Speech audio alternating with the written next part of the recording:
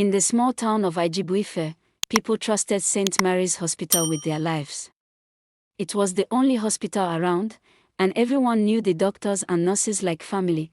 Then one bright morning, a new nurse arrived. Her name was Nurse Amora. She was tall, light-skinned, and always wore a clean white uniform. Her smile could melt stone, and her voice was soft like pap. But there was something about her eyes. They were cold, sharp, and calculating, like she was always thinking of something dark. The head doctor, Dr. Bode, introduced her proudly. Everyone, meet our new nurse. She came from Lagos. She's here to help us. People liked her immediately. Patients called her angel nurse because she smiled a lot and spoke gently. But behind that smile, Amora had secrets, dangerous ones. A few weeks after she arrived, a woman named Mama Kemi brought her little daughter, Kemi, to the hospital. The child had malaria. She was weak and shaking. Please, nurse, help my child, Mama Kemi cried. Amora smiled kindly. Don't worry, Mama. I will take good care of her. But instead of giving the right medicine, Amora gave Kemi the wrong injection. Within hours, Kemi began to gasp for air. Dr. Bode rushed in when he heard the mother screaming. He checked the girl and shouted, "What happened? Who gave this injection?" Amora stood quietly, pretending to be shocked. I don't know, doctor. I only followed your instructions. Dr. Bode frowned. I didn't ask for this dose. Before he could say more, Kemi's small body went still. She was gone. Mama Kemi fell on the floor, crying and rolling. My baby. My only child.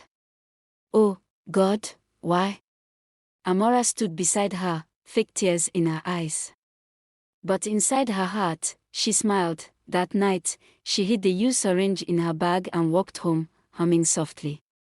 After Kemi's death, strange things began to happen in St. Mary's Hospital. Patients who came in with simple sicknesses started dying. One man came for a wound dressing and died of sudden fever. A pregnant woman came for delivery but lost her baby mysteriously. The nurses began to whisper among themselves, "Something is not right in this hospital," said Nurse Chioma. "I think there's a curse," another nurse replied, but Amora always calmed them down.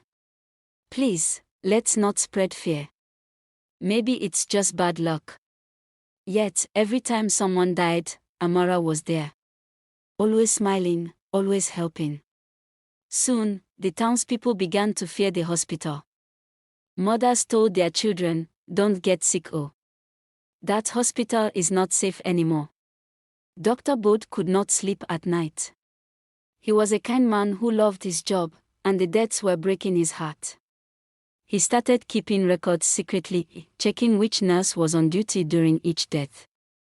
After 1 week, something shocking became clear.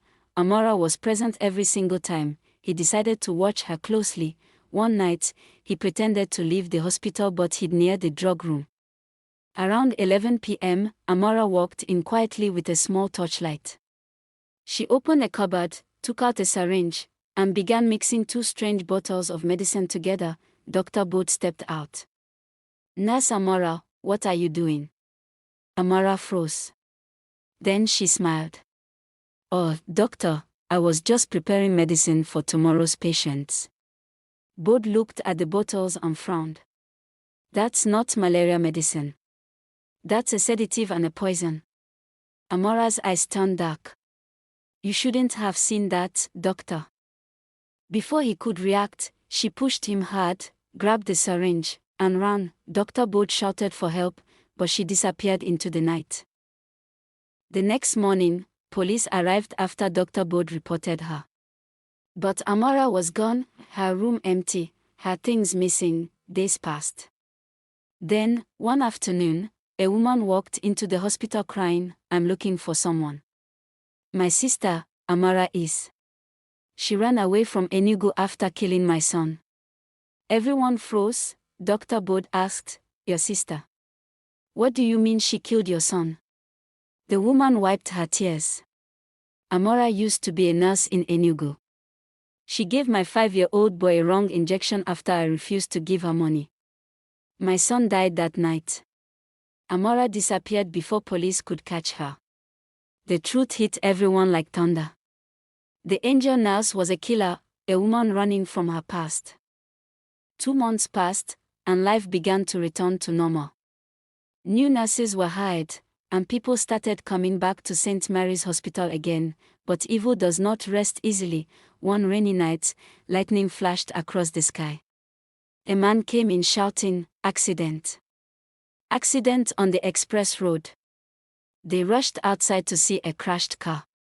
Inside, a woman was bleeding. Her white uniform was torn, her face covered in blood. Dr. Bod ran to help and froze. It was Amora. She had come back. "Doctor, help me," she whispered weakly. "Please, don't let me die." For a moment, Dr. Bod hesitated. He remembered the dead children, the mother's cries. But his heart was kind. "Bring her inside," he said softly. They carried her into the emergency room. Amora lay on the bed, half conscious. Tears rolled down her cheeks. "Doctor, I didn't mean to kill them. I only wanted money. I was tired of being poor. I'm sorry." Bod looked at her. "People trusted you. Children died because of you. And you think sorry is enough?" Amora sobbed. "Please, just save me." He sighed, turned to the nurse beside him. "Prepare the injection." The nurse brought it, and Dr. Bod handed it to Amora. "You know this medicine. You've used it many times." Amora looked confused. What do you mean?" Bod's face was calm. "It's the same poison you mix for your victims. This time, you will taste what you gave them." Amora's eyes widened. "No. Please. I'll change. I'll confess." But it was too late. She gasped, clutched her chest, and went still. Rain continued to beat the roof as silence filled the room. The police came the next day. After hearing the full story, they called Dr. Bod a hero. News spread quickly through Ijibuife. People said, "The evil nurse has met her end." Mothers stopped fearing the hospital, and peace returned at last. But every time the night grew dark and the wind blew hard, some people swore they heard footsteps in the hospital hallway and a faint whisper saying, "I only wanted money. I'm sorry." And whenever new nurses arrived, the elders would warn them, "Do your work well. Don't play with people's lives." Remember what happened to the evil nurse of Ijibuife. Dr. Bod placed a small flower beside the hospital gate. The flower stood where Kemi, the first victim, used to play before she died. He whispered, "Rest well, little one. Justice has been served." Then he walked back inside, knowing that good had finally defeated evil, but also that kindness must always walk with wisdom, because sometimes, even an angel's smile can hide a monster's heart.